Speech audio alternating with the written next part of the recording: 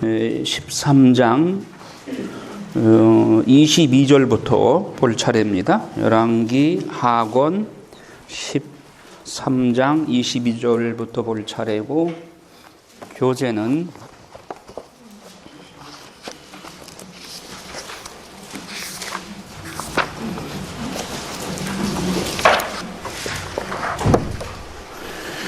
교재는 105쪽 열왕기 하 15장 예로보암 2세 여기까지 보세요. 그 이전에는 내가 다 설명을 했어요. 교재는 그렇게 펴놓고 이제 보겠습니다. 자, 성경을 보도록 하죠. 자, 엘리사가 죽었는데, 엘리사는 북이스라엘의 구술 예언자죠. 예언자가 둘이 있습니다. 두 종류가. 구술 예언자와 문서 예언자. 구술 예언자의 대표적인 인물이 엘리야와 엘리사예요. 근데 이제 엘리사가, 이제 구술 예언자인 엘리사가 죽는데, 북이스라엘의 누구 왕 때냐면 여호아스 왕 때예요. 근데 여호아스가 엘리사가 죽으려고 그러니까 뭐라고 울면서 말합니까?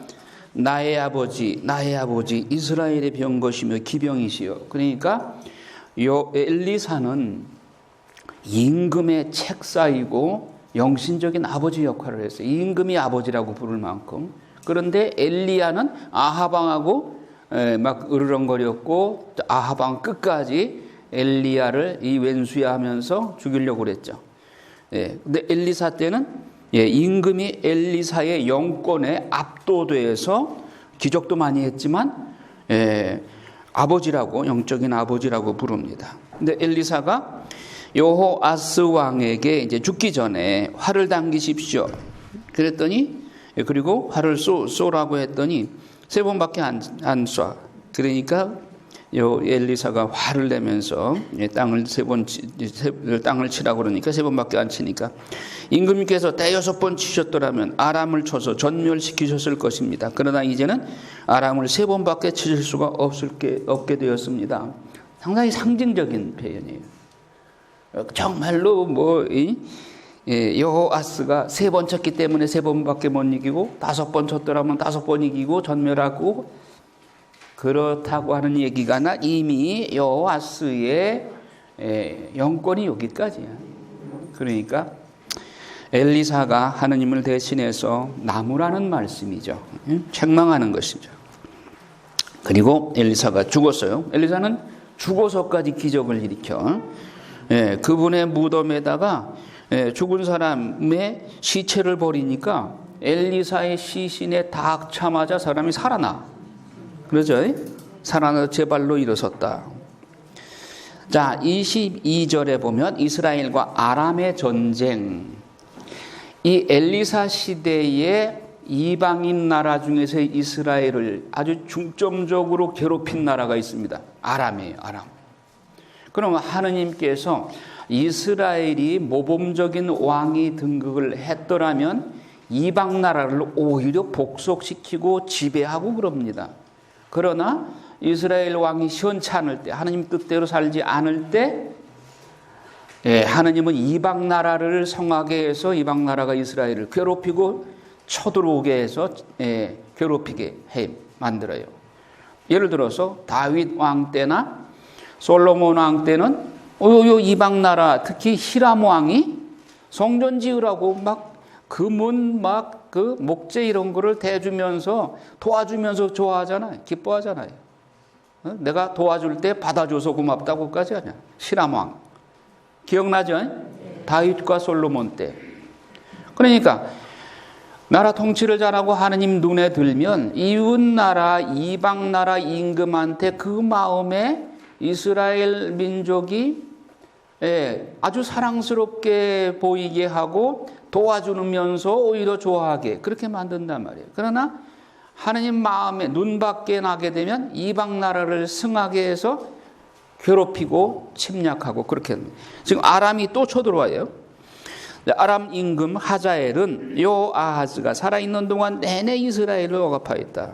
주님께서 이스라엘 백성에게 자비를 베푸시고 그들을 가엾이 여기셨다. 주님이 이스라엘이 하느님의 속을 새기고 그래서 아람을 들어서 치기는 치지만 그러나 당신의 백성에게 종아리를 때리면서도 마음 아파하시는 거예요, 하느님이. 그래서 백성을 매를 때리긴 해도 멸망시킬 마음은 없으셨어요. 자, 아람 임금 하자엘이 죽고 그의 아들 벤하닷이 뒤를 이어서 임금이 됐어요. 또 쳐들어오는 거예요. 자, 그래서 여호와스는 벤하닷을 3번 쳐서 이스라엘 성읍들을 도로 찾았던 것이다. 아까 여호아스가 3번 땅을 침으로써 3번까지는 이길 겁니다 하는 엘리사가 예언한 그대로. 그 다음에 이제 여호아스의 대를 이은 왕이 아마치아예요. 아마치아 왕 때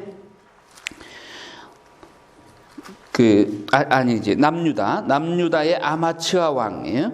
예, 아마치아 왕 때 북이스라엘의 여호수아하고 또 전쟁이 붙어요.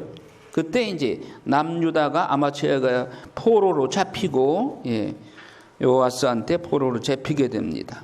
그런데 여호아스의 아들이 예로보암 2세야. 예로보암 2세. 자, 예로보암 2세를 잘 기억하셔야 돼. 왜냐하면 이때 예언서 3개가 나와요. 예? 무슨 예언서? 요나서, 호세아서, 아모스서. 예. 자, 유다 임금 아마치아가 죽고, 그리고 이제 그 북이스라엘에 예로보암이 등극을 하게 되는데, 거기를 한번 읽어봅시다. 그 14장 23절부터 읽어요. 유다 임금 요아스의 아들 아마치아 제15년에 이스라엘 임금 요아스의 아들 예로보암이 임금이 되어 사마리아에서 40해 동안 다스렸다. 그는 주님의 눈에 거슬리는 악한 짓을 저지르며 이스라엘을 죄짓게 한 느밧의 아들 예로보암의 모든 죄에서 돌아서지 않았다. 그가 하맛 어귀에서 아라바 바다에 이르기까지 이스라엘 영토를 되찾았다. 그는 이스라엘의 하느님께서 갓 헤페르 출신으로 당신의 종인 아미타의 아들 요나 예언자를 통하여 하신 말씀 그대로다. 종이든 자유인이든 이스라엘을 도와주는 이 없이 그들이 매우 쓰라리게 고생하는 것을 주님께서 보셨던 것이다.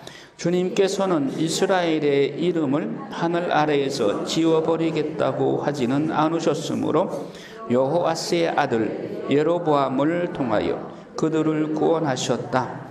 예로보암의 나머지 행적과 그가 한 모든 일, 그의 무용과 그가 한 전쟁, 그리고 그가 유다에 속하였던 다마스쿠스와 하맛을 이스라엘로 복귀시킨 일에 관한 것은 이스라엘 임금들의 실록에 쓰여 있지 않은가?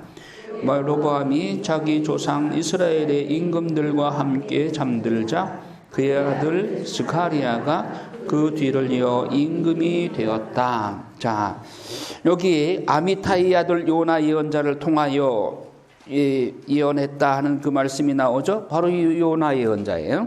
그러면 여기서 우리가 예언서로 들어가야 된다 하는 거예요. 네. 제가 시간의 흐름, 역사의 흐름에 따라서 입체적으로 성경 공부하자 이런 방법으로 지금 성경 강의를 하고 있는데, 이 성경 순서대로 보면 여러분 요나서가 어디 있는가 한번 보세요. 저 뒤에가 있어요. 예. 예. 호세아서, 요나서, 아모스서 저 뒤에 있죠. 그러면 열왕기 다 공부하고 그 사이에 뭐 느헤미야, 토비트, 뭐 시편, 자몬, 코엘렛 쭉 그런 거 다 나오고 나중에 요나서 볼 때는 열왕기의 내용은 까맣게 다 잊어버려. 그러면 이게 연결이 되겠느냐 말이죠. 구원 역사도 역사죠. 그러면 역사는 순서대로 배워야 돼요. 이시조선 공부하다가 고조선 갔다가 고려 갔다가 삼국 통일 삼국시대로 갔다가 그렇게 왔다 갔다 해야 돼. 역사 순서대로 공부해야 이 역사는 체계적으로 이거 이해가 되겠죠? 그러면 성경은 그렇게 역사 순서대로 재배치해서 읽어야 된단 말이에요. 열왕기 역사서 안에 아미타이 아들 요나 예언자를 통하여 예언하였듯이 이렇게 나올 때 여기서 요나서로 들어가서 예로보암 2세 때에 요나 예언자가 하나님의 말씀을 듣고 전하였구나. 여기서 벌려놓고 요나서를 펴봐야 되겠죠. 그래야 이해를 하겠죠. 역사적 시대 배경 또 요나 예언서는 자국에 대해서 예언한 것이 아니라 이방 나라에 가서 전한 거예요. 이방 나라 아시리아에 가서 전한 것이니까 이 시대의 아시리아가 지금 어떤 상황인가 하는 거를 여기서 잠깐 멈추고 아시리아로 가서 요나를 따라서 아시리아를 가서 거기서 요나가 외치는 하나님의 말씀을 어떻게 받아들이는가를 봐야 역사 이해를 제대로 하겠죠. 구원 역사를. 그래서 여기서 잠깐 멈추고 요나 예언서를 봐야 된다. 그런데 지금 문서 예언서를 처음 들어가기 때문에 예언서에 대한 예비 지식이 필요하다 그 겁니다. 자, 여러분 예언자는 누구인가? 예언자가 누구예요? 당대의 지성인 철학자, 역사 신학자, 국제 외교학자, 기도의 사람, 영적인 사람, 세계 미래를 내다본 예언자, 설교가, 문필가, 애국자, 나라를 위해서 예언하고 눈물을 흘려가면서 예레미야 예언자는 나라가 망한다 하는 것을 예언했죠. 애국자예요. 영원한 하느님 나라를 예비하는 사람들, 이 모든 것을 함축적으로 사명을 담고 있는 사람이 예언자란 말이에요. 구약시대의 예언자는 이 모든 내용을 함축적으로 그 사명으로 하나님으로부터 소명을 받은 사람들이 예언자다. 예언자를 나비, 히브리어로 나비라고 합니다. 나비라는 말은 하나님의 말씀이 건네진 사람, 수동태로만 쓰입니다. 나비. 이 수동태로 된 표현이 나비라는 말이에요. 그러니까 예언자는 자기 마음대로 자기 느낌을 말하는 사람이에요? 아니면 하느님이 주신 말씀만 전해야 돼요? 자기 생각 섞어도 돼요? 안 돼요? 안 돼요. 하느님이 주신 말씀만 전하는 사람이에요. 그러니까 나비의 능동태는 없어. 나비라는 말은 하느님의 말씀만을 받은 말씀만 전하는 사람 수동태로만 쓰여요. 자, 구술 예언자는 엘리야와 엘리사, 문서 예언자는 아모스 이후에 이제 요나, 아모스, 호세아 이때부터 시작해요. BC 8세기입니다. 이때가 BC 8세기라는 것도 여러분 기억해 주시기 바라요. 자, 예언서가 몇 권이냐? 18권이다. BC 8세기에는 아모스, 호세아, 요나가 있다. 아모스, 호세아는 내수용, 요나는 외수용. 이런 표현이 적절할런지 모르겠어요. 내수용, 외수용 무슨 뜻이에요?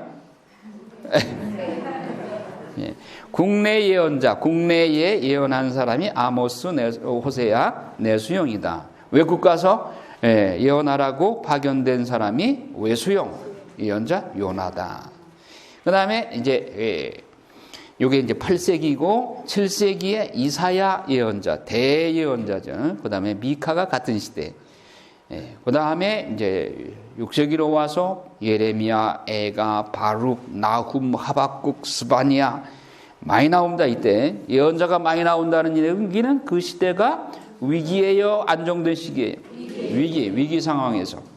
그 다음에 BC 6세기에 오바디아, 요엘. 그 다음에 유배 시대에 5개의 예언서, 이거 한 묶음으로 이해하라 그렇습니다. 이거 떨어져 나가면 안 돼요. 5 예언서, 다니엘, 에제키엘, 학가이, 스가랴, 말라기. 다시 한번 여러분만 외워봐요. 다니엘, 에제키엘, 학가이, 스가랴, 말라기. 이제 안 보고 다니엘, 에제키엘, 학가이, 스가랴, 말라기. 말라기는 마지막이니까 그 외우기 쉽죠. 말라기. 무조건 예언서의 마지막은 말라기야. 자, 오늘 처음 오신 분들이 계시기 때문에 요거 설명을 잠깐 드립니다. 자, 성경 예언, 그러니까 구약 46권을 한눈으로 이렇게 시간의 흐름을 따라서 본다면 이제 모세오경이 여기까지죠. 탈출기, 레위기, 민수기, 신명기, 그 다음에 여호수아기, 판관기, 룻기, 사무엘 상하, 열왕기 상하, 이렇게 시간의 흐름에, 역사 흐름에 따라서 이렇게 정리를 할 수 있고, 여기는 역대기인데 여기는 신명기 사관, 여기는 역대기 사관. 뭐 신명기 사관, 역대기 사관에서 상세하게는 역대기에 가서 보기로 하고요. 역대기 사관에 의해서 쓰여진 역사서와 예언서가 이렇게 된다. 역대 상하, 에스라기, 느헤미야기, 마카베오 상하. 그런데 예언서, 이 빨간 것은 예언서입니다. 역대기 상하에서 에스라 그 사이에 다니엘서와 에제키엘이 1차 포로로 끌려갈 때 BC 605년에 바빌론에 1차 포로로 끌려가서 바빌론에서 쓴 예언서예요. 다니엘, 에제키엘. 그리고 에스라기에 나오는 학가이 스가랴가 있는데, 학가이 스가랴는 유배지에서 본국으로 돌아가서 예언하라고 하느님으로부터 사명을 받고 빨리 주룹바벨 성전을 지어라. 성전 재건을 독촉하기 위해서 사명을 받은 사람이 학가이 스가랴예요. 그 다음에 에스겔기가 여기 또 있습니다. 그 다음에 느헤미야기 끝에 말라기가, 마지막 예언서 말라기가 BC 430년에 마지막으로 예언하고 하나님께서 무척 상처받으셨어요. 이스라엘 백성들이 막 반항하고 주께서 우리에게 해준 게 뭡니까 하고 삿대질을 하니까 하나님께서 상처받으셨어요. 그래서 그 자리에서 하나님이 정말 더 이상 말할 기분이 안 나. 그래서 침묵 지키. 430년 동안 침묵을 지키십니다. 예수님이 오실 때까지 430년 동안 예수님이 더 이상 하느님이 예언자를 안 보내. 예언자 없던 시대, 즉 하느님이 침묵 중에 그럼 나 없이 너희들 한번 해봐. 그런 기간이 신구약 중간 시대. 그때 역사를 부분적으로 반영하는 것이 마카베오 상하. 또 이때 이방인 지역에서 토빗기가 쓰여지게 되고, 또 유딧의 민족 항쟁에 관한 이야기가 나오게 됩니다. 그 다음에 신약으로 연결됩니다. 대충 이렇게 처음 오신 분들에서 다시 한번 설명을 드립니다. 아이고, 이건 더 복잡하죠? 이거는 모르셔도 돼. 아무런 부담 느끼지 마시고 너무 겁먹지 마셔.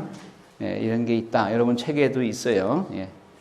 자, BC 8세기에 북이스라엘 예로보암 2세 때 열왕기하 우리가 봤습니다. 14장 23절에서 자, 아모스, 호세아, 요나인데 북이스라엘의 멸망에 가까운 시기에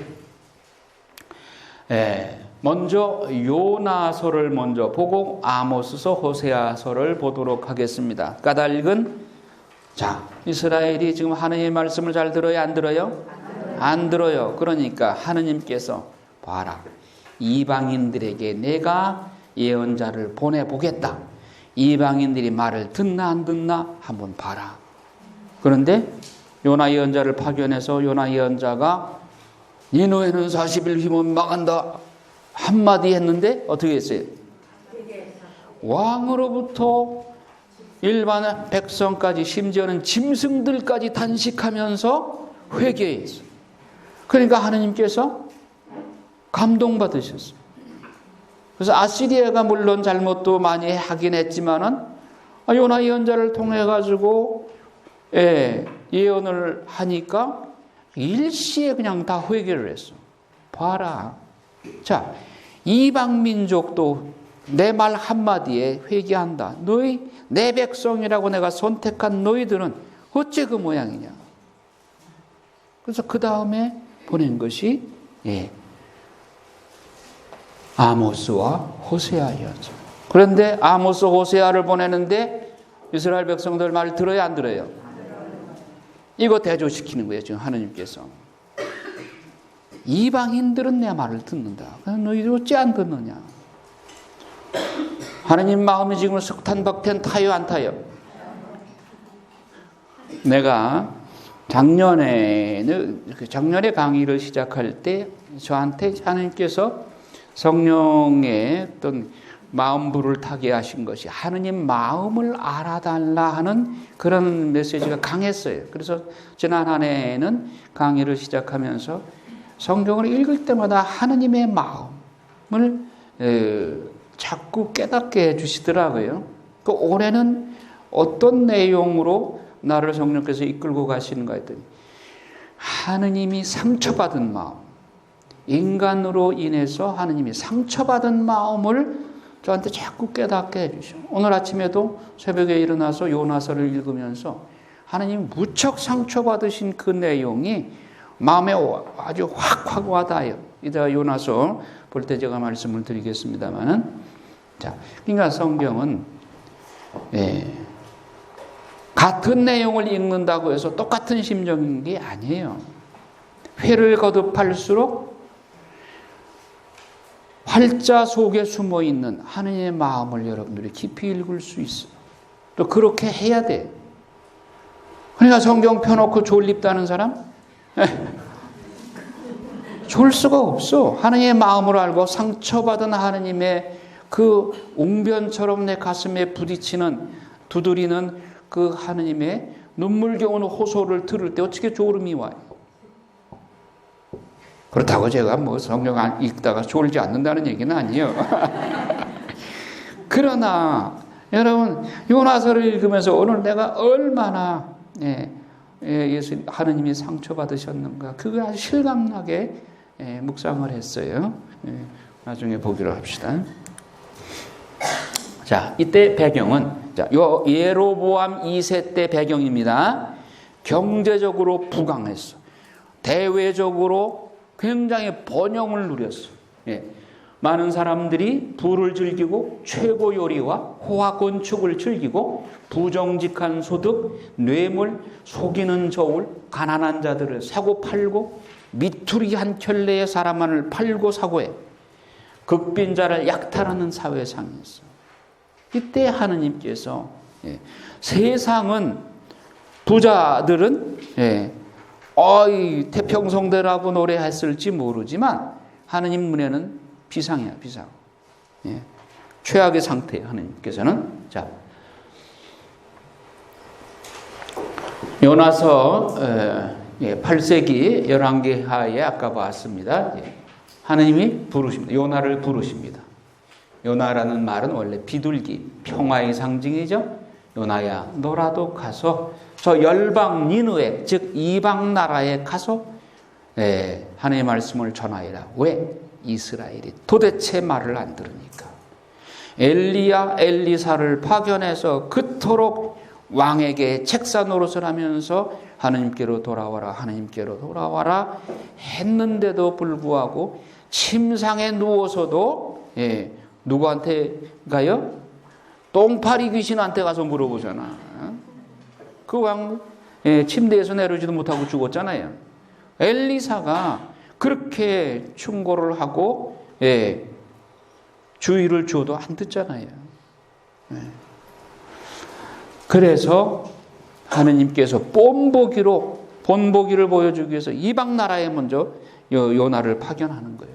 근데 요나가 잘 가서 전해느냐 하면 그것도 아니야. 하느님의 연민의 정, 하느님의 말씀이 아미테라는 말은 아멘이라는 의미를 가지고 있습니다.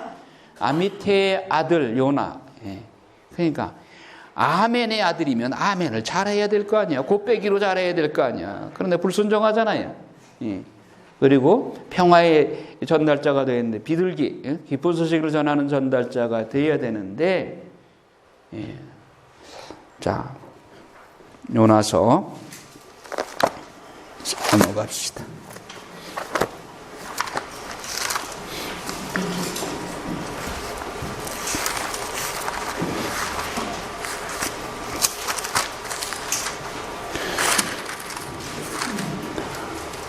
요나서 1장 1절에서 3절까지 읽습니다.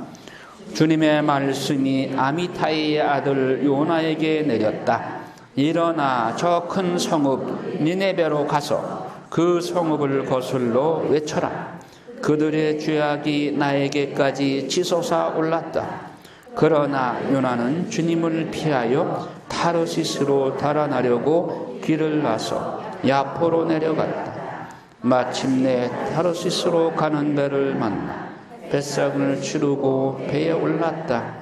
주님을 피하여 사람들과 함께 타르시스로 갈 셈이었다. 자, 아미타이의 아들, 아멘의 아들 요나, 즉 비둘기, 복음을 기쁜 소식을 전하라고 이름까지 그렇게 붙여줬건만, 그래서 일어나 저 큰 성읍 니니베로 가서 그 성읍을 거슬러 외쳐라.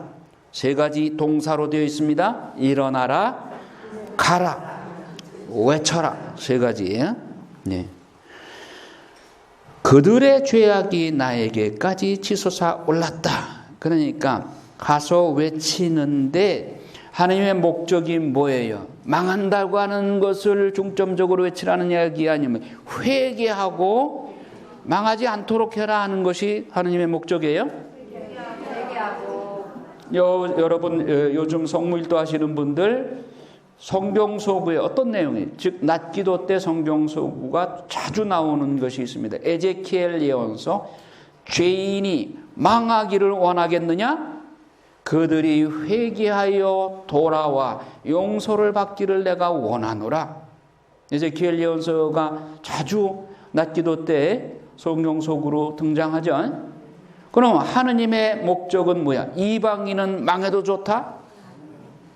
이방인도 회개하여 구원받는 것이 나의 기쁨이다. 지금 사실 니니베는 아시리아의 수도입니다. 아시리아는 나중에 이스라엘을 멸망시키는 나라예요. 그리고 이스라엘을 괴롭히는 나라예요. 인간의 마음은, 요나의 마음도 마찬가지로 아시리아는 멸망시켰으면 좋겠다, 그런 마음이죠. 그런데 하느님은 니니베도 회개하고 구원받기를 원하시죠. 이것이 하느님이에요. 창조주이신 하느님의 마음은 이스라엘만 사랑하고 이방인은 망해도 좋다가 아니에요. 이방인도 역시 하느님의 창조물이에요. 우리가 탈출기 19장 6절 다시 봅시다.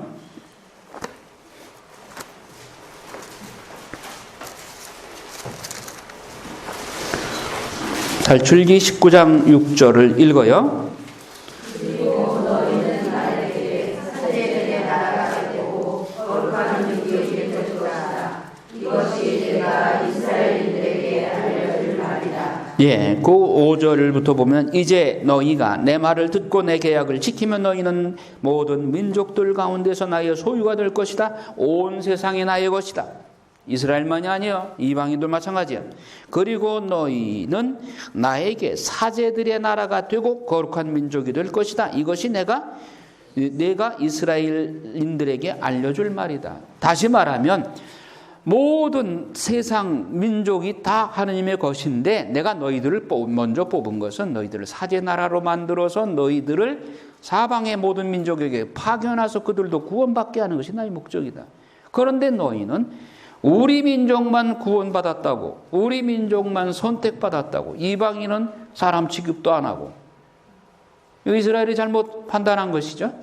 우월감, 이방 민족에 대한 멸시, 잘못된 것이죠. 지금도 유다인들 중에 다분히 그런 생각이 있죠.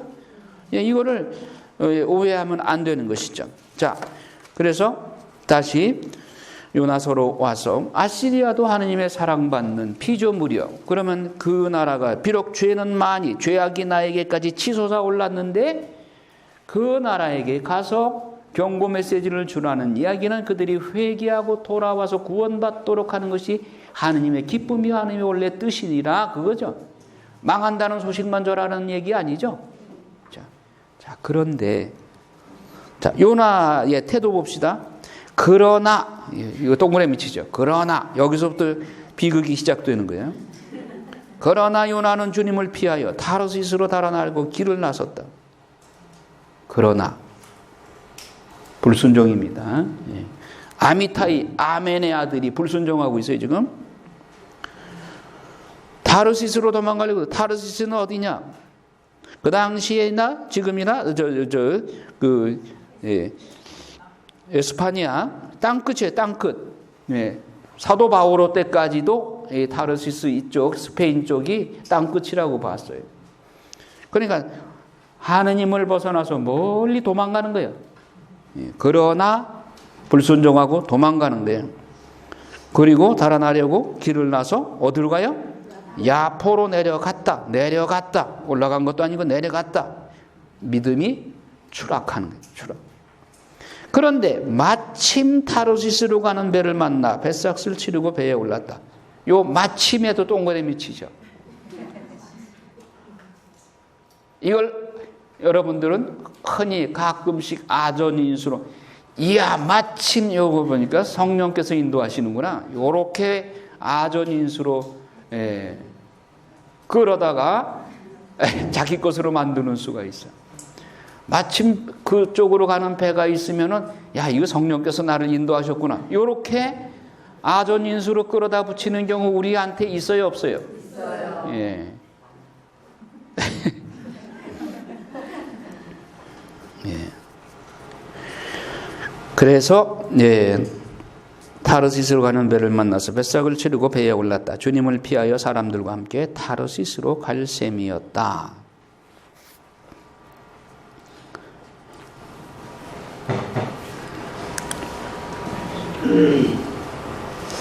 자, 화면을 보면 요나의 반응은 그러나, 즉 불순종했어요. 엿바로 내려갔어요. 타르시스로 도망가기 위해서. 그래서 이스라엘로부터 먼 땅 끝, 하느님으로부터 멀리, 신앙의 위기죠. 그래서 영적 위기, 내리막길로 미끄러집니다. 야포에 가가지고 배에 탄 다음에 어디에? 배미창으로 내려가죠. 배미창에 가서 글쎄 쿨쿨 잠자고 있어.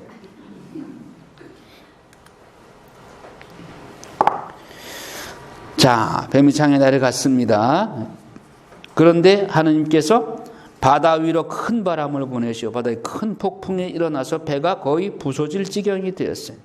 뱃사람들이 뭐라 그러느냐? 7절에 보면 자, 제비를 뽑아서 누구 때문에 이런 재앙이 우리에게 닥쳤는지 알아봅시다. 이 사람들이 제비 뽑아서 누가 뽑혔어요? 요나가 뽑혔어요. 그러면 하나님이 먼저 뽑으셨을까? 이 사람들이 먼저 뽑았을까?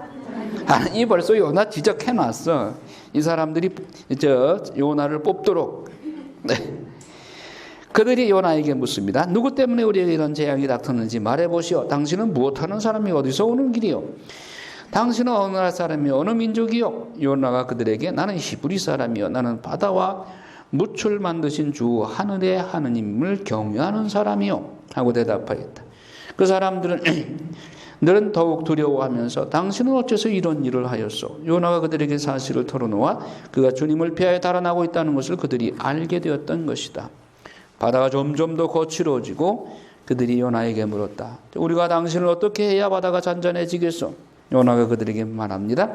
나를 들어 바다에 내던지시오. 그러면 바다가 잔잔해질 것이요. 이 큰 폭풍이 당신들에게 들이닥친 것이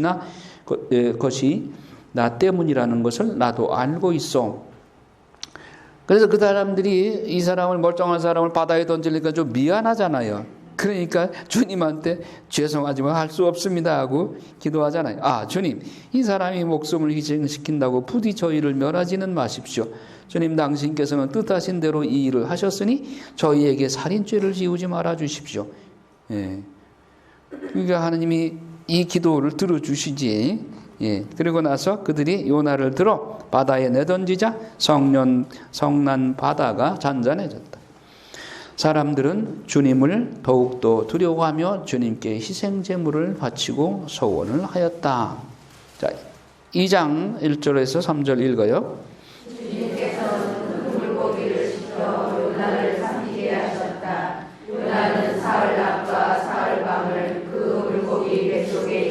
되었다. 물고기 뱃속에서 요나는 주 그의 하느님께 기도드리며 이렇게 하였다. 네. 고래 뱃속에 달리 말하면 뭐예요?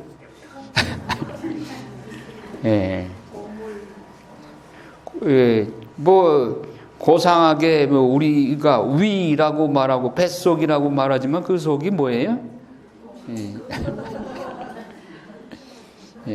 그러니까 하느님을 벗어나서 비켜나가면 어디로 가느냐 이렇게 된단 말이에요.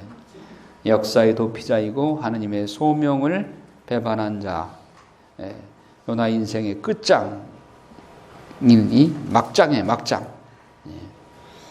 그래서 요나는 그 고래 배를 그 벽을 두드리면서 거기서 얼마나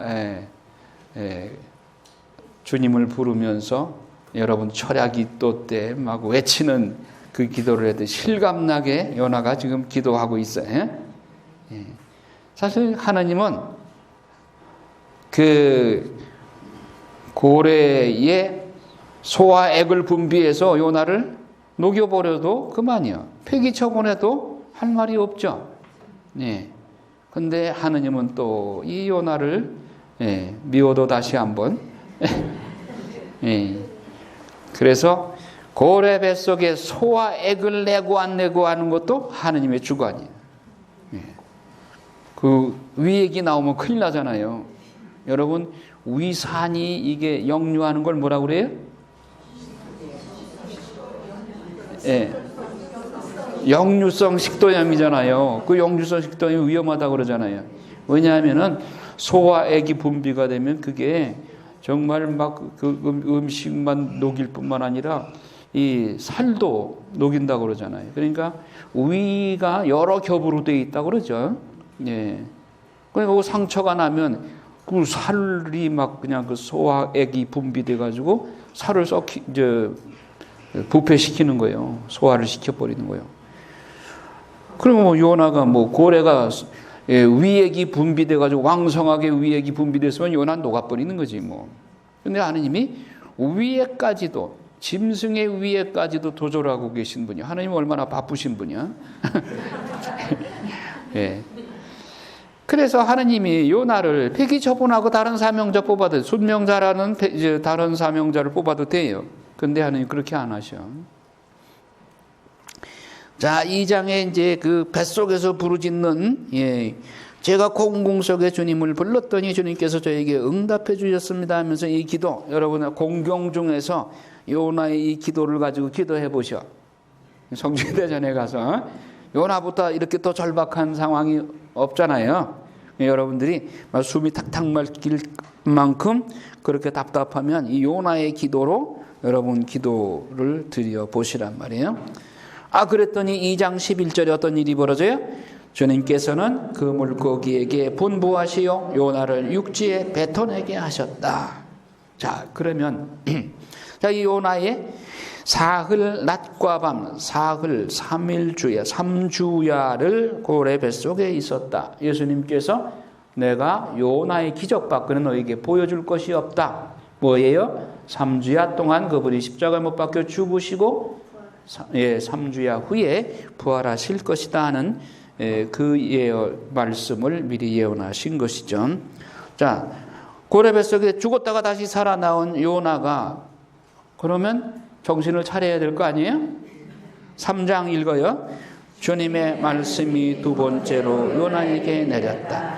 일어나 저 큰 성읍 니느웨로 가서 내가 너에게 이르는 말을 그 성읍에 외쳐라. 요나는 주님의 말씀대로 일어나 니느웨로 갔다. 니느웨로는 가로지르는 데에만 사흘이나 걸리는 아주 큰 성읍이었다. 요나는 그 성읍 안으로 걸어가기 시작하였다. 하룻길을 걸은 다음 이렇게 외쳤다. 이제 40일이 지나면 니느웨는 무너진다. 자, 3장 1절에 일어나 저 큰 성읍 니느웨로 가서 내가 너에게 이르는 말을 그 성읍에 외쳐라. 이 말씀은 1장 1절에 말씀하고 똑같죠? 일어나 가서 외쳐라. 똑같은 말씀이죠. 근데 요나가 주님 말씀대로 일어나서 니니베로 가긴 갔어. 가긴 갔는데 가서 외치라는 하나님의 말씀을 확실하게 그대로 하나님의 말씀대로 100% 전했어요? 아니면 뭐예요? 뭐라고 전했어야 돼? 요것만 전하라 그랬어요? 하나님이 목적이 뭐예요? 그게 있어요, 없어요? 그러니까 요나의 마음속에는 지금 니니베가 망하기를 원하는 거예요? 회개하고 하나님께 구원받기를 원하는 거예요? 속마음은 저 아시리아, 우리나라 원수 관계인데 망하기를 원하는 거예요. 그러니까 회개하면 구원받는다는 얘기를 싹 빼버렸어. 하나님 말씀 100% 전한 거예요? 반쪽만 전했어. 무성의한 예언이야. 그리고 한마디 그냥 이제 40일 지나면 니니베는 무너진다. 망한다는 소식만 전해.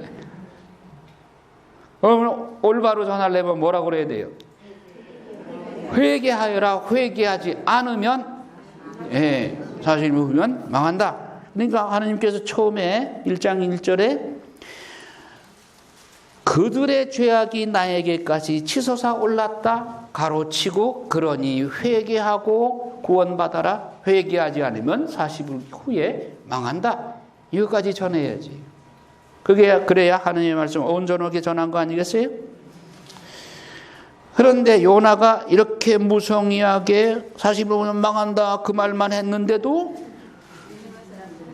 니니베 사람들이 어떻게 됐냐? 그러자 니니베 사람들이 하나님을 믿었다. 여러분, 하나님을 믿은 게 먼저예요? 요나가 말씀 전하자 믿기 시작한 거예요. 하나님의 말씀을 전하자. 그 무성의한 하나님의 말씀을 전하는 그 내용에도 불구하고 니니베 사람들은, 이방인들은 회개했단 말이야. 그래서 너 이스라엘은 뭐냐? 내가 예언자들을 보내서 그렇게 애타게 호소해도 너희들은 안 들었지. 자, 이제 이방인 니네에 봐라. 이렇게 무성의한 40일만 지나면은 너희 무너진다. 그 말이 떨어지자마자 니니베 사람들이 하나님을 믿었다. 그들은 단식을 선포하고 가장 높은 사람부터 가장 낮은 사람까지 자루옷을 입었다. 이 소식이 니니베 임금에게 전해지자 그도 왕좌에서 일어나 겉옷을 벗고 자루옷을 걸친 다음 잿더미 위에 앉았다. 그리고 그는 니니베에 이렇게 선포했다. 임금과 대신들의 칙령에 따라서 사람이든 짐승이든 소든 양이든 아무것도 맛보지 마라. 먹지도 말고 마시지도 마라. 사람이든 짐승이든 모두 자루옷을 걸치고 하느님께 힘껏 부르짖어라. 저마다 제 악한 길과 제 손에 놓인 폭행에서 돌아서야 한다. 하나님께서 다시 마음을 돌리시고 그 타오르는 진노를 거두실지 누가 아느냐. 그러면 우리가 멸망하지 않을 수도 있다. 이 임금의 이 칙서가 하나님의 마음을 감동시킨 겁니다. 이방인의 왕이지만. 자, 오늘 제가 아침에 묵상했던 것은 하나님이 얼마나 상처받으셨는가. 요나의 예언자가 자기 속마음으로는 아시리아가 멸망하기를 원하는 거예요. 그러나 하나님의 말씀을 전하라고 그러니까 고래 뱃속에 3주야를 있다가 보니까 마지못해 가긴 가는데 반쪽만 전해. 하나님이 원래 원하셨던 회개하고 구원받으라는 말씀을 싹 빼버리고 사실 우리가 망한다 이 얘기만 전한 거예요. 그래 하나님이 요나 예언자를 보내놓고 얼마나 마음에 상처를 입으셨겠어요. 여러분 말을 누구한테 심부름 시켰는데 알맹이는 빼버리고 격까지만 얘기하고 돌아오면 여러분 마음이 어때요? 마음 상하잖아요. 상처 입잖아요. 지금 하나님이 또 상처 입으셨어요. 요나로 인해서. 그리고 돌아서면 좋은데 그 후에는 또 더 가관이야. 점입가경이야. 자, 하나님께서는 그들의 악한 길에서 돌아서는 모습을 보셨다. 그래서 하나님께서 마음을 돌리시어 그들에게 내리겠다고 말씀하신 그 재앙을 거두셨다. 내리지 않으셨다. 자, 4장 한번 읽어볼까요? 요나는 이 일이 매우 언짢아서 화가 났다. 그래서 그는 주님께 기도하였다. 아, 주님, 제가 고향에 있을 때에 이미 일이 이렇게 되리라고 말씀드리지 않았습니다. 그래서 저는 서두로 타르시스로 달아났습니다. 저는 하나님께서 자비하시고 너그러우신 하느님이시며 분노에 돌리시고 자애가 크시며 벌하시다가도 주의 마음을 돌리시는 분이시라는 것을 알고 있었습니다. 이제 주님, 제발 저의 목숨을 거두어 주십시오. 이렇게 사느니 죽는 것이 낫겠습니다. 참, 이 점입가경이죠. 요나가 지금 화를 내는데 화를 낼 이유가 돼요, 이거? 예. 주님이 자비를 베푸시고 용서하시니까 그게 기분 나쁜 거야. 속상한 거야. 예. 그러니까 난 그럴 줄 알았어요, 주님. 당신의 자비가 너무 크시기 때문에 당신께서 자비하시고 너그러우신 하느님이시며 분노에도 지시고 자애가 크시고 벌하시다가도 쉬운 이웃이시는 분이라고 하는 것을 제가 알고 있습니다. 이거 어디에 나오는 거예요? 탈출기에도 나오죠. 모세가 이스라엘 백성들이 금송아지 만들어가지고 하나님을 거역할 때 하나님께서 쓸어버리겠다고 그러셨죠. 그러니까 모세가 중재기도하면서 하나님께서는 자비가 지극하시고 분노하셨다가도 쉬인 이웃이시는 분이라는 걸 저희가 알고 있습니다. 그러니 제발 용서해 주십시오. 이 기도하죠. 예. 그러니까 요나가 그럴 줄 알았습니다. 주님께서 저들이 회개하니까 다 또 용서해 주셨습니까? 나는 망하기를 원하는데 하나님은 또 용서해 주셨습니다. 그게 기분이 안 좋은 거죠. 그러니까 하는 말이 제발 저희 목숨을 거두어 주십시오. 이렇게 사느니 죽는 것이 낫겠습니다. 이게 죽을 명분이 돼야? 그러니까 주님께서 4장 4절에 묻습니다. 뭐라고 물으셔요? 네가 화를 내는 것이 옳으냐?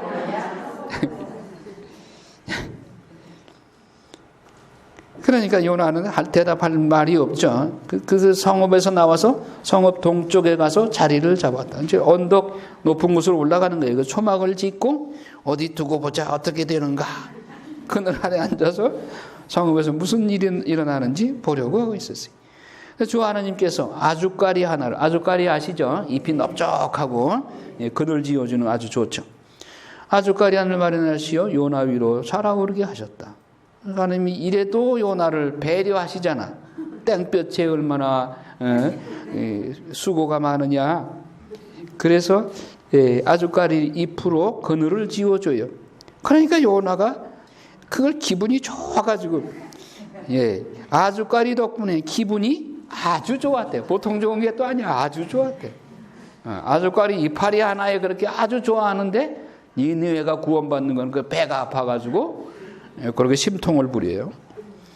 이튿날 동이틀 무렵 하나님께서 벌레 하나를 마련하시오. 아주까리를 쏠게 하시니 아주까리가 시들어 버렸다. 해가 떠오르자 하나님께서 뜨거운 동풍을 보냈다. 이스라엘 지도 보면 동쪽은 사막이에요. 사막에서 부는 바람은 뜨거운 바람이에요. 열풍이야, 열풍. 그런데 서쪽은 뭐예요? 지중해죠. 지중해에서 습한 바람이 불면, 지중해에서 바람이 불면, 서풍이 불면 비가 올 징조예요. 습한 바람이 부니까. 지도를 잘 기억을 하시기 바랍니다. 그러니까 뜨거운 열풍이 불어와서 그냥 뜨거운 거예요. 그래서 동풍을 보내셔서 거기에 있다 해가 요나의 머리 위로 내리쬐니 요나는 기절할 지경이 되어서 죽기를 자청하면서 또 말합니다. 뭐라고 해? 이렇게 사느니 죽는 것이나. 죽을 이유도 많아. 그러자 하나님께서 요나에게 물으셨다. 아주까리 때문에 네가 화를 내는 것이 옳으냐? 그가 옳다뿐입니까? 화가 나서 죽으래. 아이고 요나 가관이야. 또 한 번 고래 뱃속에 들어가야 정신 차리잖아. 자, 주님께서 이렇게 말씀하시다. 너는 네가 수고하지도 않고 키우지도 않았으며 하룻밤 사이에 자랐다가 하룻밤 사이에 죽어버린 이 아주까리를 그토록 동정하는구나. 야, 그런데 하물며 오른쪽과 왼쪽을 가릴 줄도 모르는 사람이 12만 명이나 있고 또 수많은 짐승이 있는 이 커다란 성읍 니니베를 내가 어찌 동정하지 않을 수 있겠느냐. 하나님의 마음이 여기서 드러나죠. 그런데 그 후에 뭐 요나가 회개했다는 말도 없어. 미완성이야, 미완성. 네.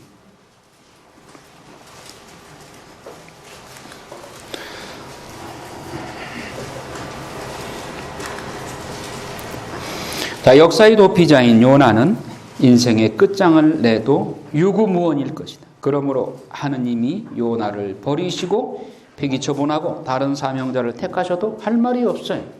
그러나 2장 3장에서 하느님의 말씀을 요나에게 두 번째로 내리십니다. 하느님은 한 번 선택하시면 끝까지 사명을 거두지 않으십니다. 그러니까 한 번 사명을 준 그 사람을 붙잡고 못 놔도 다시 일으켜 세워서 끌고 가시는 하느님의 그 답답한 심정. 예수님이 베드로를 수제자로 선택을 하시고 너는 반석이다. 난 네 위에 내 교회를 세울 터인지 죽음의 힘도 너희를 초이기지 못할 것이다. 내가 하늘나라 열쇠를 너에게 준다. 네가 땅에서 매면 하늘에도 매일 것이 하늘에도 풀면 땅에서 풀면 하늘에도 풀릴 것이다. 이렇게 베드로에게 그 큰 권한을 사명을 주셨건만 그가 예수님 모른다고 3번씩 부인했을 때 예수님이 받은 상처와 말씀은 안 하시지만 그 예수님의 심장 속에 얼마나 대못을 박는 배신이에요. 그럼 그 말을 하는 우리 자신은 그런 일이 없는가? 하나님께 배신 때릴 때가 얼마나 많아. 요나 이름도 잘렸어. 바로 요나가 문제 아니야? 네? 요너만 문제입니까? 요나가 문제야. 우리가 내 가슴을 쳐야 될 때 아니에요? 네. 요나를 우리가 지금 그렇게 부족한가 얘기하지만 바로 요나예요. 요노가 아니에요. 그러니까 부족한 사람을 넘어질 때 다시 일으켜 세워서 끌고 가시는 하느님의 답답한 심정을 우리가 이해해야 된다 그럽니다.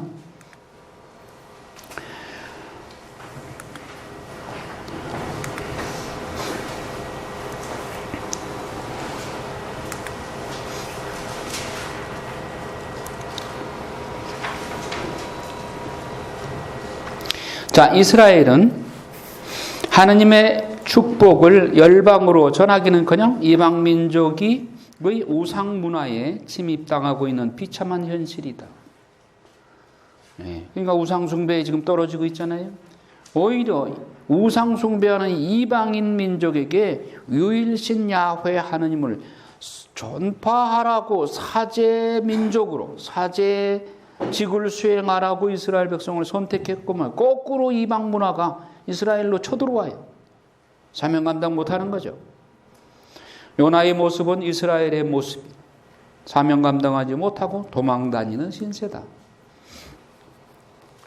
창세기 12장 3절에 아브라함의 후손인 이스라엘은 복의 근원이고 복의 통로가 되어서 만방에 복음 전파하라는 사명을 수행해야 하는 그런 사명을 맡고 있었지만 이스라엘은 하나님의 축복을 열방으로 전하기는커녕 이방 민족의 우상 문화에 침입당하고 있는 비참한 현실이다. 요나의 모습은 이스라엘의 모습이고 오늘의 우리의 모습이 아닌가 반성을 해봐야 되겠죠. 자, 복음서와 요나서. 예수님은 기적을 요구하는 세대에게 요나의 표징밖에는 보여줄 것이 없다고 마태복음에 말씀하고 있습니다. 회개의 필요성과 당신이 죽으신 지 사흘 만에 부활하리라고 하는 암시와 적대 국가인 아시리아를 포함한 하느님의 보편적 구원의 의지를 함축하고 있다. 그러네 니누에는 오른쪽과 왼쪽을 가릴 줄 모르는 12만 명의 사람들이 있다. 이거는 지배 세력의 그 폭군들을 말하는 것이 아니라 그 비지배 민족, 고통당하고 가난하고 힘없고 그냥 순박한 무지몽매한 그런 영혼들, 오른쪽도 왼쪽도 구별 못하는 만큼 그렇게 무지몽매한 그런 백성들이 12만 명이나 된다.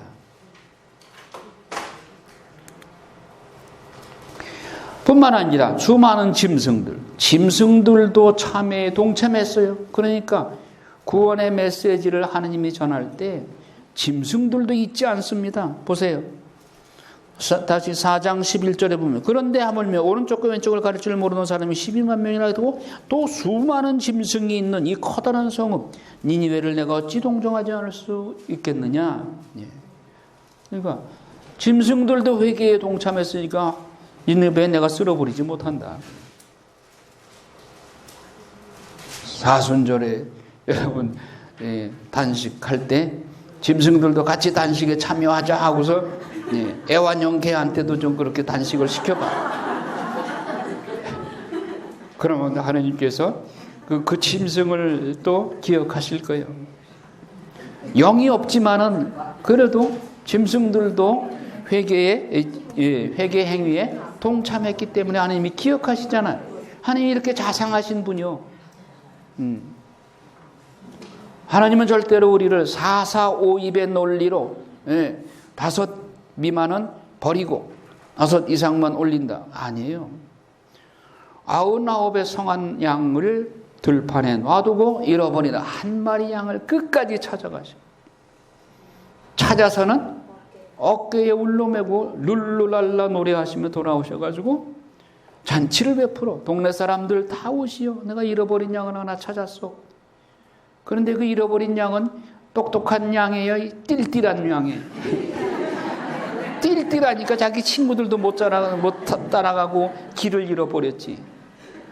살쪘을까요? 삐삐 말랐을까요? 빼빼 말랐어. 아니 푸른 초장으로 인도하는데 글쎄 풀 없는 것으로 길 잃고 헤맸으니까 막 가시에 긁히고 막 온몸은 그리고 배는 쫄쫄 굶어가지고 뼈만 앙상하게 남았고. 그런 양을 어깨에 올려매고 돌아와가지고는 잃어버린 한 마리 양을 찾았다고 하면서 잔치를 베푸는 분이. 하나님께서는 이렇게 자상하지. 짐승까지도 회개에 동참했다고 기억하시는 하나님이십니다. 자, 요나서가 그냥 어정쩡하게 끝나. 요나가 회개했다. 그래서 요나가 하나님께 자기 잘못한 것을 뉘우치고 하나님께 용서를 구했다. 뭐 그렇게 끝나면은 이게 완결판이 될 텐데 비완성 교양곡이야. 하나님과 요나의 상반된 견해의 그 차이는 나의 신앙생활에 부딪히는 갈등은 아닌지 성찰해 보아야 됩니다. 하나님은 죄인이라도 회개하면 언제라도 용서하실 만반의 태세를 갖추고 계시. 그러나 요나는 하나님의 처사에 불만을 품고 화가 났어요. 요나서는 미완성 교양곡으로 4장이 어정쩡하게 끝난다. 5장은 우리의 몫으로 하나님을 닮아 하나님과 함께 니느웨의 회개를 기뻐하라는 여백으로 우리에게 여운 있게 남겨진 것이 아닌가. 요나의 미완성 교양곡은 베드로가 야포에서 이방인 선교로 완성하였다. 여러분 사도행전 한번 찾아볼까요?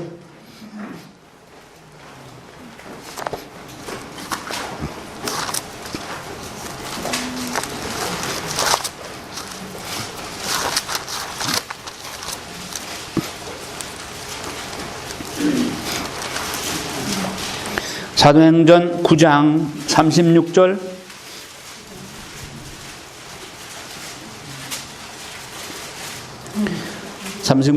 읽습니다. 야포에 타비타라는 여제자가 있었다. 이 이름은 그리스 말로 번역하면 도르카스라고 한다. 그런데 43절 읽어요. 베드로는 한동안 야포에서 무두장이 시몬의 집에 머물렀다. 자, 야포에 머물면서 베드로가 한 중요한 일이 있습니다. 10장 제목이 고르넬리우스가 환시를 보다. 고르넬리우스는 이방인 백인대장입니다. 로마의 백인대장이요. 고르넬리오에게 세례를 베풀고 성령 세례를 줌으로써 이방인 선교의 문이 열리게 되고 바오로 사도가 이방인 선교의 책임자로 베드로에 의해서 인정받는 중요한 내용이 전개되는 겁니다. 그러니까 9장 36절에서 베드로가 야포로 내려갔다. 그래서 타비타에게, 그리고 무두장이 시몬의 집에 머물렀다고 하는 것은 이방인 선교, 그리고 그 옛날 야포의 요나 예언자가 야포로 내려가 가지고 하나님의 뜻을 거역했던 그 어줍지 않은 그 요나의 불완전함을 베드로가 여기서 시원스럽게 뭐라고 그럴까요? 마무리 지었다고 그럴까요? 미완성으로 끝났던 그것을 야포로 내려가서 요나서의 미완성 교양곡을 완성시켰다. 이렇게 묵상할 수도 있겠습니다. 이게 제 묵상입니다. 이게 뭐 공식적인 해석이 아니라 그냥 신구약을 이렇게 연결시키면 재미있죠. 자, 이방인 고르넬리오와 베드로의 만남, 이방인 복음 전파, 하나님의 뜻임을 현실을 통해서 깨닫고 컴패션 꿈 함께 패션 고난 순환 고난에 함께 참여하는 것. 이 연민 또 연민의 정, 또 한국말로 하면 측은지심이 바로 컴패션이에요. 여러분 패션 오브 크라이스트 그러죠? 패션 순환. 그런데 그 순환에 꿈 하면은 함께 참여한다. 꿈 패션. 그러니까 연민의 정, 측은지심, 그리스도의 사랑은 바로 이 연민의 정, 컴패션이지. 그냥 좋아가지고 남녀간에 좋아하는 그런 사랑 그거 아니에요. 고통이 없는 사랑은 쭉정이 사랑이에요. 알맹이가 없는 사랑이에요.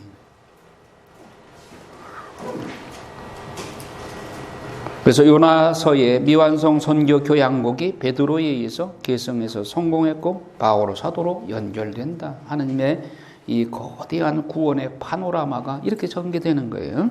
신구약을 연결시켜서. 이 땅에 염증이 나서 어디론가 떠나고 싶은가? 하나님은 그곳으로 가라. 너를 선교사로 파견한다고 명하시면 내가 가기 싫어하는 그곳에 복음 선포하라고 나를 파견하신다. 여러분 껄끄러운 사람, 껄끄러운 지역 있으면 하나님께 기도해 보셔. 거기 가서 선교사로 일하라 라고 말씀하시면, 그러나 또 요나처럼 그렇게 불순종하면 안 되죠. 야, 그대는 요나로 서 있는가? 베드로로 서 있는가? 심판하시나 구원하시는 하나님의 깊은 마음. 여러분 베드로에게도 환시를 통해서 하늘에서 공중에서 내려오는데 짐승들을 잡아먹으라고 그러죠. 그러니까 이거 절대로 안 됩니다. 그런 이것을 속된 것을 한 번도 먹어본 적이 없습니다. 하나님께서 하나님이 창조하신 것을 속되다 하지 마라. 그렇게 환시를 보여준 다음에 욥바로 내려가 가지고 고르넬리오 이방인 내게 세례를 베풀도록 하죠. 베드로는 순종했어. 요나는 불순종해서 도망가다가 이렇게 된 거죠. 세례자 요한은 심판의 메시지를 전했으나 구원과 영생의 메시지, 요한복음 3장 16절을 주신 하나님의 깊은 속내를 묵상을 하자. 자, 요나서 요걸 마치기로 하겠습니다. 다음에는 이제 아모스서로 넘어가는데,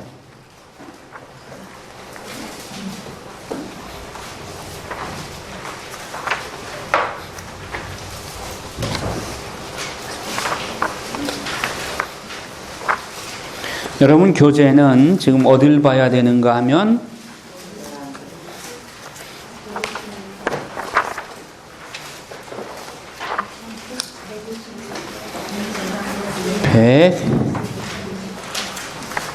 예, 130조, 아모스, 요나서는 그 앞에 봤고,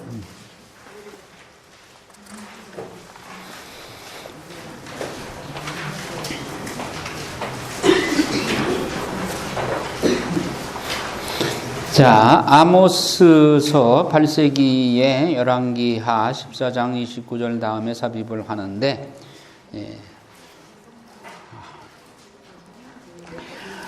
이 상황은 아까 예로보암 2세 때입니다.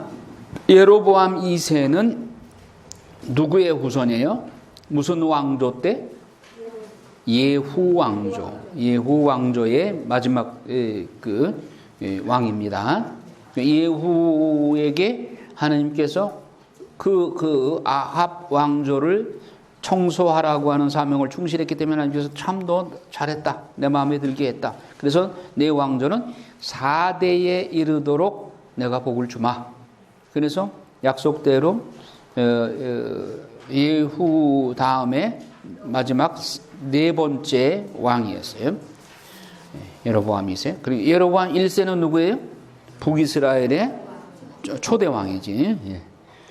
자, 예로보암 2세 때 공력이 부강했고 무역 통상으로 부를 누렸어요. 그런데 빈부격차가 심했고 뇌물, 불의한 재판, 부정부패, 고아와 과부를 무시천대하고 빈부격차가 심했고 하나님이 제일 싫어하는 거예요. 고아와 과부들, 약자를 무시천대하는 거. 하나님은 남유다의 양치기 모아가 재배하던 농부인 아모스를 북이스라엘에 파견해서 예언케 하신다. 한 남유다 사람을 북이스라엘로 보내가지고 예언을 하게 돼. 예언하기 쉬울까요? 어려워요.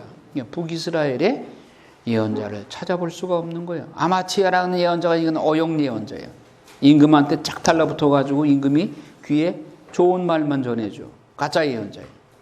아모스가 올라가는 거예요. 올라갔을 때 북이스라엘의 예언자가 아모스한테 막 대들죠.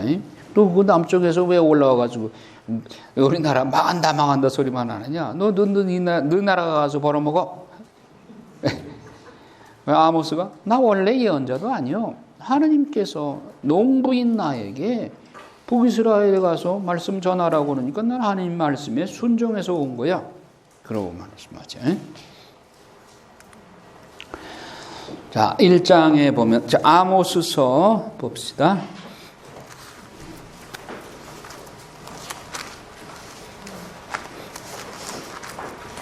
아모스 1장 1절 읽어볼까요? 특화의 목양업자 가운데 한 사람인 아모스가 전한 말씀, 유다 임금 우치야 시대에 곧 이스라엘 임금 여호아스의 아들 예로보암 2세 시대에 지진이 일어나기 이태 전 그는 이스라엘에 관한 환시를 보았다. 자, 지진이 일어나기 이태 전, 이거 주목해야 됩니다. 그러니까 아모스 예언 후에 2년 후에 대지진이 일어난 거예요. 여러분 교재 131쪽 각주 85번을 읽어요. 이 지진이 엄청났기에 사람들이 그 지진을 피해서 정신없이 도망갔던 일이 있었기에 그날 이후로 누가 정신없이 도망가면 마치 우찌야 시대에 지진을 피해 도망가듯 한다는 말이 생겨날 정도로 유명한 지진이었다.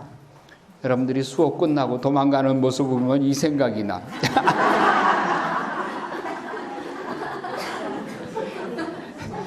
신발장에 신발 벗어놓은 거 보면 마치 여러분들이 초등학생이 집에 학교 간다고 신발 아무렇게나 벗어놓고 도망가는 것 같아요. 여러분들이 묵상해 보면 어린 시절로 돌아가시는 것 같아요. 여러분 엄마들이 집에서는 그런 거 다 뒤치다거리 다 하잖아. 여기 오시면 어린이 시절로 돌아가는 것 같아요. 내가 그거 다 다시 정리해야 돼. 그래서 도망가는 거 보면 이 생각이 난다니까. 자, 그러니까 이걸 역사적으로 이해해야 지진이 우연한 지진이 아닙니다. 아모스를 통해서 호되게 나무랐습니다. 지금 이 사회 정치적으로 이 문란한 이것을 나무란데도 들어야 안 들어요? 안 들으니까 2년 후에 지진으로 때린 거예요. 연결해 시켜서 잘 이해하시기 바랍니다. 자, 1장은 정치적인 상황입니다. 각 나라의, 자, 2절, 1장 2절 한번 읽어볼까요? 하느님의 말씀이 힘이 있다. 아모스가 말하였다. 주님께서 시온에서 호령하시고 예루살렘에서 큰 소리를 치시니 목자들의 풀밭이 시들고 카르멜 꼭대기가 말라버린다. 이제 재앙을 예비하신 하나님께서 이스라엘을 치시기 위해서 재앙을 얘기하시는 거예요. 그런데 주변 나라부터 치셔. 다마스커스를 거슬러서 예언을 하죠.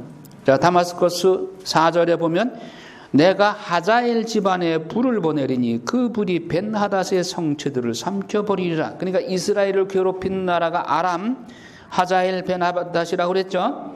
이스라엘의 적국이야. 그러니까 엘리사 시대에 이스라엘을 괴롭힌 나라야. 그러면 이스라엘이 잘못은 하긴 했지만 하느님께서 당신의 선민인 이스라엘 백성을 미워서 이렇게 고통을 주었을까요? 아니요. 그들에게 고통을 준 하자엘과 벤하닷 너도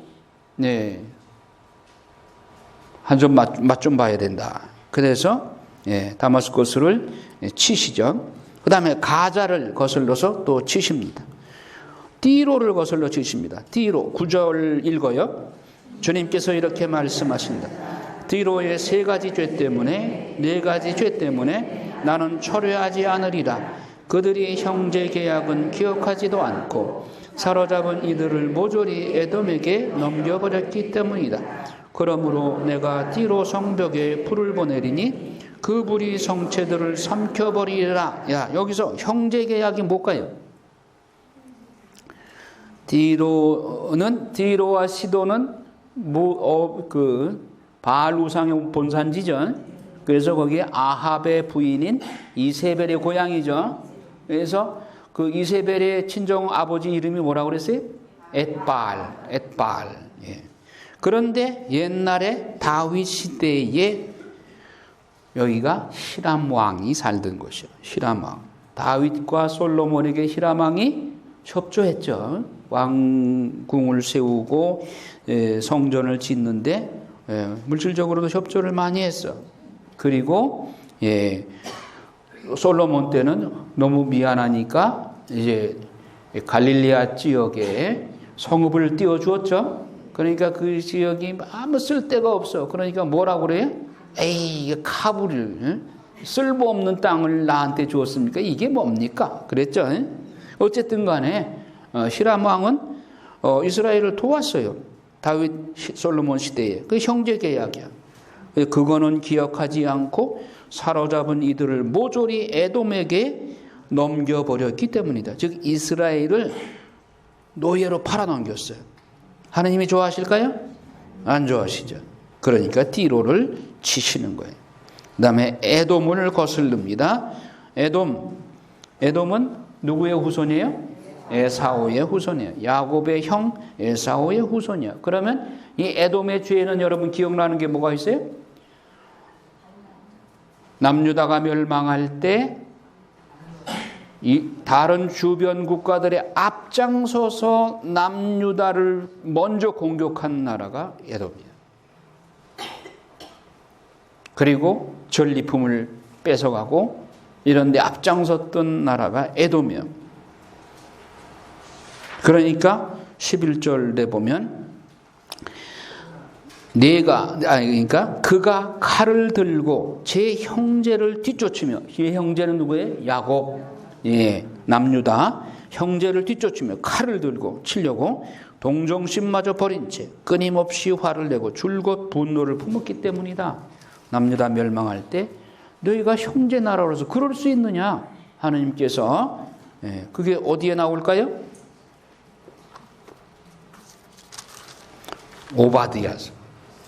오바드야서는 에돔의 멸망에 관해서만 예언한 거예요.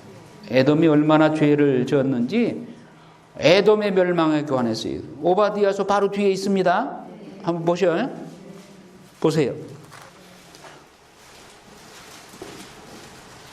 오바드야서 1장 2절 보라 내가 너를 민족들 가운데서 보잘것없게 만들리니 너는 크게 멸시를 받으리라. 내가 바위 틈에 살고 높은 곳에 자리를 잡고서는 누가 나를 땅으로 끌어내리랴 하고 마음속으로 생각한다마는 내 마음의 교만이 너를 속였다. 내가 독수리처럼 높이 치솟아도 내가 별들 사이에 보금자리를 틀고 있어도 내가 너를 거기서 끌어내리리라. 네. 5절에 보면 너에게 도둑이 들고 밤에 강도가 들어도 제가 원하는 것만 훔쳐가지 않느냐? 포도를 따는 사람들이 너에게 들이닥쳐도 지스러기는 남기지 않느냐? 그런데 너는 어찌 그토록 망해버렸느냐? 에사우가 어찌 그리 털리고 숨겨둔 보물마저 빼앗겼느냐? 자, 10절 읽어봐요. 내 아우 야곱에게 저지른 살인과 폭행 때문에 너는 치욕으로 뒤덮여 영원히 멸망하리라. 내가 저만치 떨어져 서 있던 그날 이 민족들이 야곱의 재산을 끌어가고 낯선 자들이 그의 대문으로 쳐들어가 예루살렘을 두고 제비를 뽑던 그날 너도 그들과 마찬가지였다. 너는 네 아우의 날을 그 재난의 날을 흐뭇하게 바라보지 말아야 했다. 유다의 자손들이 멸망하던 날 너는 그를 두고 기뻐하지 말아야 했다. 환난의 날에 너는 입을 크게 벌리지 말아야 했다. 내 백성의 재앙의 날에 너는 그의 대문 안으로 들어가지 말아야 했다. 그 재앙의 날에 너라도 그의 불행을 흐뭇하게 바라보지 말아야 했다. 그 재앙의 날에 너는 그의 재산에 손을 대지 말아야 했다. 너는 갈림길에 서서 그 피신하는 이들을 전멸시키지 말아야 했다. 환난의 날에 너는 살아남은 이들을 넘겨주지 말아야 했다. 예, 하나님의 마음이 얼마나 마음이 아프셨으면, 예. 아니, 동생의 나라인 야곱이 지금 멸망하는데 형이 돼가지고 거기 먼저 앞장서가 들어가지고 전리품 다 뺏고 그리고 거기를 멸망시키는데 앞장을 서 너 그러지 말았어야 했다 하는 것을. 예. 그러니까 하나님의 분노가 나서 주님의 날이 가까웠으니 네가 간 그대로 너도 당하고 너의 행실이 네 머리 위로 돌아가리라. 예. 하나님 인격적인 분이십니다. 하나님을 무골호인으로 생각하면 안 돼요. 자, 다시 돌아와서 아모스서로 돌아옵시다.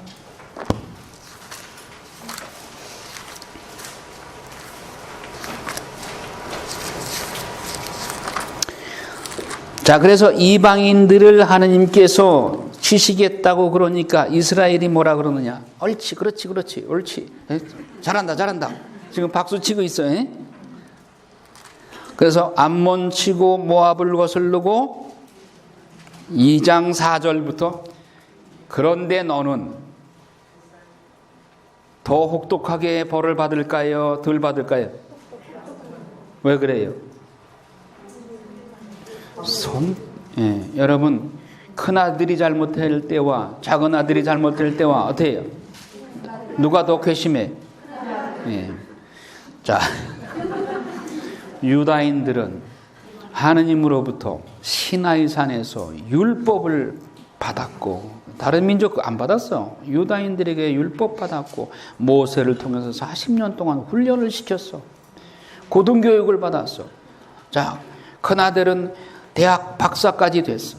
그런데 작은 아들은 농사 짓고 뭐 무식하게 공부만 하고 초등학교만 나오고 그런데 둘이 똑같은 죄에 연루되어 있다. 누가 더 미워요? 그러나 여러분을 자식을 키워보라는 것이 하느님의 심정을 이해하라는 뜻으로 자식 키워보라는 거예요. 자식을 키워보면 하느님의 심정을 이해하잖아요.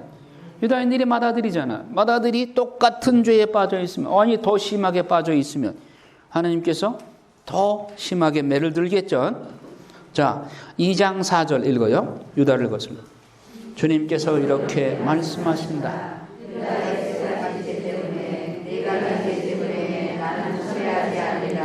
그들이 주님의 법을 배척하고 그 규정들을 지키지 않았으며 저희 조상들이 따라다니던 거짓 신들에게 홀려 길을 잃어버렸기 때문이다. 그러므로 내가 유다에 불을 보내리니 그 불이 이스라엘 전업을 삼켜버리리라. 네, 그러니까 이스라엘이 북이스라엘이 볼 때 유다가 또 이렇게 책망을 받는 것을 보고 그렇지 유다 우리하고도 항상 경쟁 상대고 싸우고 그랬는데 유다 고소하다 그러고 있는데 이제 그 불똥이 이스라엘에 떨어지죠. 6절 읽어요. 주님께서 이렇게 말씀하십니다. 이스라엘의 세 가지 죄 때문에, 네 가지 죄 때문에 나는 철회하지 않으리라. 그들이 핏돈을 빌미로 무지한 일을 팔아넘기고 신한 편례를 빌미로 빈곤한 일을 팔아넘겼기 때문이다. 그들은 힘없는 이들의 머리를 흙먼지 속에다 짓밟고 가난한 이들의 살 길을 막는다. 아들과 아비가 같은 처녀에게 드나들며 나의 거룩한 이름을 더럽힌다. 제단마다 그 옆에 저장 잡은 옷들을 펴서 드러눕고 벌금으로 사들인 포도주를 저희 하느님의 집에서 마셔댄다. 그런데 나는 그들 앞에서 아모리인들을 없애주었다. 그 아모리인들은 향백나무처럼 키가 크고 참나무처럼 강하였지만 위로는 그 열매를, 아래로는 그 뿌리를 없애주었다. 그리고 나는 너희를 이집트 땅에서 데리고 올라가 40년 동안 광야에서 이끈 다음 아모리인들의 땅을 차지하게 하였다. 예. 그러니까 하나님께서 이스라엘이 지금 사회적인 죄악상, 아주 낱낱이 윤리적인 타락상, 그리고 가난한 사람들을 이렇게 억울하게 하고 저당 접은 옷을 펴서 드러눕고 이런 죄악상들을 낱낱이 설명을 하시면서 하나님께서 내가 너희들을 어떻게 이끌어냈느냐, 이집트에서 너희들을 데려 나와서 40년 동안 광야로 이끄고 아모리인들을 쳐이기게 해서 너희들을 이끌어냈건만 너희들이 이럴 수 있느냐, 그거죠. 더욱이 더 큰 죄는 12절 읽어요. 그런데 너희는 나지리인들에게 술을 먹이고 예언자들에게 예언하지 마라 하고 명령하였다. 그러므로 이제 나는 곡식단으로 가득 차 짓눌리는 수레처럼 너희를 짓눌러 버리리라. 예. 그러니까 나지리인들, 제단에서 봉사할 나지리인들에게, 나지리인들은 술 먹지 못하게 했잖아요. 억지로 술을 먹이는 거예요. 이런 죄가 어디 있어요? 예언자들에게 예언하지 말라고 하느님을 정면으로 거스리는 것이죠. 이런 죄를 범한 이스라엘에 하나님께서 징벌을 내리겠다는 것이죠. 3장 1절 읽어요. 이스라엘 자손들아, 주님이 너희를 두고 이집트 땅에서 내가 데리고 올라온 시족 전체를 두고 한 이 말을 들으라. 나는 이 땅의 모든 시족 가운데에서 너희만 알았다. 그러나 그 모든 죄를 지은 너희를 나는 벌하라. 자, 여기서 말이에요. 여러분, 하나님의 마음이 가장 잘 드러나는 것이 모세오경이에요, 역사서예요, 예언서예요? 예, 예언서예요. 보세요. 3장 2절. 나는 너희만 알았다. 너희만 알고 다른 이 민족들에 대해서는 난 전혀 무관심한 건 아니지만 그래도 내가 너희를 얼마나 귀염둥이 내 눈에 넣어도 아프지 않을 만큼 너희를 생각했는지 너희들 아느냐? 이 눈물 나는 얘기요. 엄마가 자식한테 말이지. 나는 너만 알았다. 너만 알고 너한테만 희망을 걸었어. 근데 네가 이럴 수 있느냐?